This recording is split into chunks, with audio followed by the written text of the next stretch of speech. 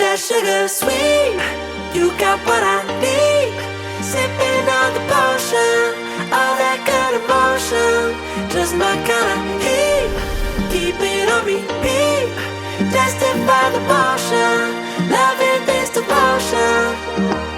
What is going on, guys? Jesse here. So I've been daily driving the iPhone 13 Pro Max for pretty much the past year, and even though it's been overall a pretty great experience, there's some things over the past year of using it, both good and bad, that I thought were going to be a big deal but weren't, and also some things that I wasn't expecting to be big deals but were. And just to give you guys some background, prior to using this as my daily driver, I was an Android user for about 3 years. So there's definitely some things that I miss about Android after switching, but also some things that I really appreciate about iOS and the whole Apple experience.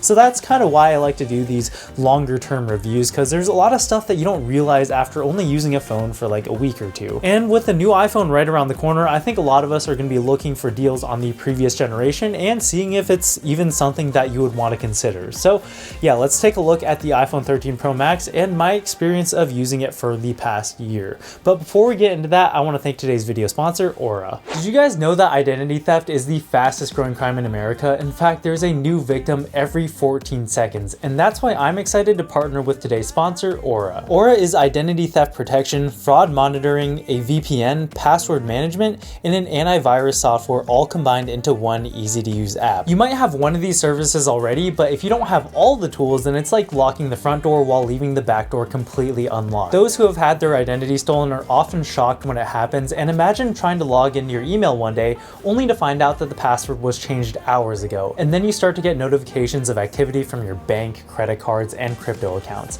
That's scary and unfortunately a reality for too many people. Thankfully, Aura monitors the dark web for your emails, passwords, and social security numbers and sends alerts fast straight to your phone and email. In fact, since getting Aura, it's found my passwords or personal information over 25 times on the dark web already, so I'm really glad I got it and I know about it now. Aura also gives you near real-time alerts on suspicious credit inquiries, like if someone was trying to open a loan or open a credit card in your name. While Aura's VPN allows you to stay anonymous online by keeping your browsing history and personal information safe and encrypted. Protect your family and yourself from identity theft at aura.com/jessechen, also linked in the description below. And if you sign up right now, Aura will give you a 2-week free trial with my link so you can see for yourself how many times Aura can find your personal information or your family members on the dark web. And if you sign up, let me know in the comment section down below if your personal information has been compromised. You won't regret checking. Thank you to Aura for sponsoring this video. Okay, so we're going to start this off by talking about the build. And for the past year, I've been using this with no case on, just a screen protector, and it's held up surprisingly well. Generally, I do try to take good care of the phone, like never placing it on a surface that I know will scratch it, never putting it in the same pocket as keys and stuff like that. But I unfortunately have had one pretty bad drop with it so far, out of my pocket onto solid concrete. And you can still see the scuffs that drop left, but other than that, this is pretty much good as new. Like, other than the scuffs that I just mentioned, the only signs of wear that you'll really see on the phone are some hairline micro scratches on the rails, which funnily enough aren't actually noticeable most of the time just because these are impossible to keep clean. They are absolute fingerprint magnets, and you just kind of get used to the look of these rails being kind of grimy all the time. And yes, obviously you can take a microfiber cloth and just wipe it off and get all the fingerprints off, but at a certain point you just realize that it's going to be a losing battle and you just kind of give up and let it be what it is. And it's kind of the same story for the camera bump as well. It's got an individual bump for each of the 3 lenses, and gunk just really loves to find its way in there and stay there. But even despite that, I still find this to be a very attractive phone. Just the shiny rails with the matte glass give it a really premium look that I'm a big fan of. Also, the Sierra Blue colorway that debuted with this phone really adds to the look, and being from North Carolina basically makes this the UNC colorway, which I'm not mad at. The size of the camera bump does give it pretty bad wobbles when using it on a flat surface like a table, but that's also a problem on pretty much every other phone nowadays except for maybe the Pixel 6. You just kind of get used to it and learn to touch it lightly enough that it doesn't need to wobble. But one thing that does bother me about this phone when using it on a table table though is Face ID. If you've got your phone on the table, you've pretty much got two options: either lean over and get your face into view of Face ID, or just type in your passcode. Neither of which I think are really ideal, but when it does work, it's awesome, and it's probably still my favorite biometric, just in terms of ease of use and speed. And a couple of months ago, they even patched one of Face ID's biggest weaknesses and made it usable even while wearing masks, which has come in handy many times. The only thing though is that if you do have a mask on, you have to get your face pretty close to the phone for it to actually recognize, but it's a small price to pay in order to use it with a mask. I still definitely wish it also had a fingerprint sensor though, either in the power button or under the display, just because there's some situations where Face ID just isn't really ideal, like if it's sitting on a table or if you're trying to discreetly check it out of your pocket. Also, I have the setting turned on where notifications don't show their details until you unlock the phone, and one annoying thing is that if Face ID misses its first scan, then it won't keep on scanning. Like, you'll just have to turn the phone off and then back on again to see your notifications, and it's not a big deal, it's just kind of annoying. And similarly, one thing that also kind of still bothers me is the notch for all the Face ID sensors. Again, it's not that bad, but I still definitely catch myself looking at it, and just being someone who has access to all kinds of flagship smartphones from other manufacturers, looking at this notch, and also in combination with the extra thick bezels all the way around, makes this just feel really old and outdated compared to what else is on the market. The actual screen is awesome though, bright enough for use in pretty much any situation, even outdoors in bright sunlight, and color reproduction especially is very natural looking and just really pleasing in general. And of course, the 120Hz ProMotion display makes everything feel that much smoother and that much faster. And by the way, in case you were wondering, I haven't had any issues performance-wise with this phone since getting it, and as a one-year-old flagship, it shouldn't. But looking at photos, watching movies, and playing games on this screen all look amazing, and I'm pretty picky about screens, so that's a really good sign.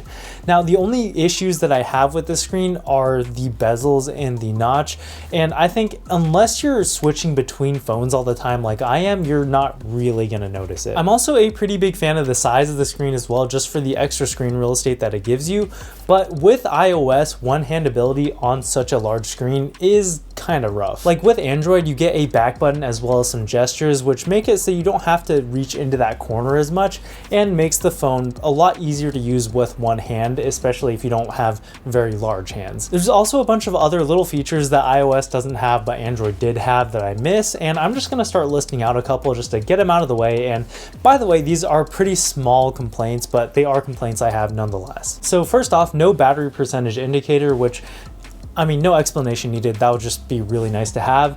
No always on display, even though this is OLED and would totally be capable of it. Not being able to freely adjust the home screen the way I want it, like not being able to have any empty spaces, is very annoying. Which also, by the way, makes moving apps into folders on the end of a page pretty much next to impossible. And while we're on the subject of the home screen, I think widgets are still just okay and lack a lot of the customization that you see on Android ones. Also, for whatever reason, even though I haven't used Apple Music since it was called iTunes, every time I get into my car and I don't have something actively playing prior, then it'll start playing my Apple Music. And last little annoyance is that the control center can be sometimes pretty hard to get out. Like, how it's supposed to work is that if you swipe down from the top right corner, then the control center will show up, and if you swipe down from the other parts of the top of the screen, then the notifications will show up. But sometimes it seems to get pretty confused about that, and it's just a little bit annoying. So yeah, that's all the little grievances that I've had with iOS since switching, and like I said, all pretty minor issues, but stuff I thought I wanted to mention nonetheless. And with that out of the way, let's talk about some of the things that I really like about iOS that Android didn't have. And of course, the biggest one has to be ecosystem. Like, if you also own a MacBook or an iPad, there's a lot of really nice features. First and foremost, at least for me, is going to be AirDrop. Like, as a creator who is constantly editing photos and videos on his computer and trying to send it to his phone to post on socials, this is an invaluable feature that saves me so much time and energy. Also, having iMessage on all of your devices, as well as just having iMessage in general, the green bubble discrimination is real, Also, being able to share Wi-Fi passwords with all of your other devices as well as other iOS users is really nice and convenient, and being able to freely switch between your devices with AirPods is nice as well. But even despite all the integration of the ecosystem, you still can't charge your MacBook and your iPhone with the same cable because yes, this has lightning. So even though this does use lightning to charge, I can almost give it a pass because it has one of the best battery lives of any smartphone I've ever used. With an average screen on time of about 6 hours and 50 minutes, it can easily and comfortably get me through a full day of usage. It definitely has gone down since I first got it though. When I check the battery health, it says it's at 95% of max capacity, but I'm not sure if I believe it because when I first got it, I found it pretty much impossible to kill this in a day no matter what I did. But now, even though I can comfortably get through a full day, if I do have a day of heavy usage, I'm pretty regularly having to charge this in the middle of the day somewhere. Again though, the battery life still is very good. It's just that I'm finding it more and more common that I have to charge it in the middle of the day somewhere. Now, surprisingly, one of my favorite features of the iPhone has been MagSafe, and this is one of those things that I didn't think was going to be a big deal, but actually turned out to be pretty game-changing, at least for me. And there are 3 accessories that I use on a daily basis that has really changed the way that I interact with my phone. The first is going to be the MagSafe wallet from Moft, or really any other MagSafe wallet that you can find. I just really like it because now, instead of having to have 2 separate things, once you put it on, it's basically one, and I only have to worry about like one object now. The second is going to be the MagSafe Charger from Belkin, and yes, it's just a charger, but I've got it here behind me, and it's just so satisfying when you can feel the magnets lock into place and it just starts charging. But I think my favorite accessory has to be the MagSafe car mount. If you guys didn't know, my day job is a real estate agent, and that means I'm constantly going to places that I need GPS for. And being able to just snap this on and off without having to fiddle with any clips or anything like that has been really nice. So yeah, I know it's kind of a weird favorite feature to have, and I know it's not going to be true for everybody, but this has been one of my favorite features. Okay, and last up, let's talk about the cameras. And I think this might be a pretty boring conversation to have because these have just proven themselves to be a very, very reliable and good camera system. Like, it's just nice to have the confidence to know that no matter what situation I'm going into, the cameras on this phone will give me a pretty good result. The nice big main sensor can actually give you some real bokeh in certain situations, which is nice because I'm personally not a big fan of portrait mode just because I think it looks so unnatural. And the other thing that really stood out to me with this camera system is the ultra wide. I think compared to the other ultra wides that are out on the market right now on other smartphones, the one on the iPhone is a lot more similar in quality to the main sensor than I think the other phones do it. I still definitely would like to see some sort of pro mode where you get manual control of the cameras, but it's not really that big of a deal, I guess. So yeah, TLDR, this camera system takes great photos, but I mean, a lot of other smartphones nowadays also take great photos and sometimes maybe even better photos. But I think where this really stands out is video. This is still, in my opinion, the undisputed smartphone video king. And as long as there's enough light, you can expect pretty great results from this system. The only complaint though, if I did have to say anything, is that I wish there wasn't a crop in video. Now, this is true for pretty much every other smartphone as well, but when you go into video mode, there is a pretty significant crop. And it just becomes a little bit annoying when you start lining up the shot, and then you realize you're in photo mode, and then you switch to video and realize, yeah, you got to change your framing again. But again, it's a great system and I'm very satisfied with it. So overall, my experience of using the iPhone 13 Pro Max for the past year has been pretty great. And I think being an Android user prior to using this has made me appreciate a lot of things about iOS and the whole Apple experience that maybe I otherwise would not have noticed. The main one that comes to mind is going to be compatibility with apps. Like when you're using an iPhone, you can be pretty much guaranteed that every single app works perfectly on the phone, or at least as good as it can work. Like an example I can think of is the DJI app for flying drones. Like there's no actual official supported version for certain Android phones, and if you want to use the drone and you have that phone, then you just have to kind of get a janky version of the app. And when you have like $1,000 just flying away, you want to make sure that software is airtight. And that's just one example, but there are many more. And I'm not saying it's Android's fault, it's just that there's a lot of different Android supported smartphones, and for app developers to make versions for all those phones is pretty resource intensive. Also, can't forget to mention iMessage, because at least here in the US, it's a pretty big deal socially. Like, a lot of people will legitimately just not include you in group messages because you have an Android phone.